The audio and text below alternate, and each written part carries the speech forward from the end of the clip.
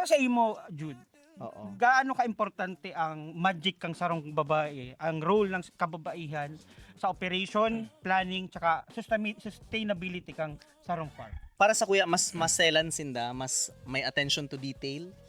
Actually, may mga aram akong farm na na game farm din. Ang mga breeder ninda and mga collector ng eggs, ang mga nagche-check ng mga hens and everything is mga babae. Kasi mas may attention to detail da. Iyan ang sa garo na nauusong yan. Tapos pag abot man duman sa farming, ang nag-harvest sa muya mga babae. Dahil kami duman tanom ng mga okra, sitaw. Taano babae? Pinili ba talaga ni doon nagkataon lang?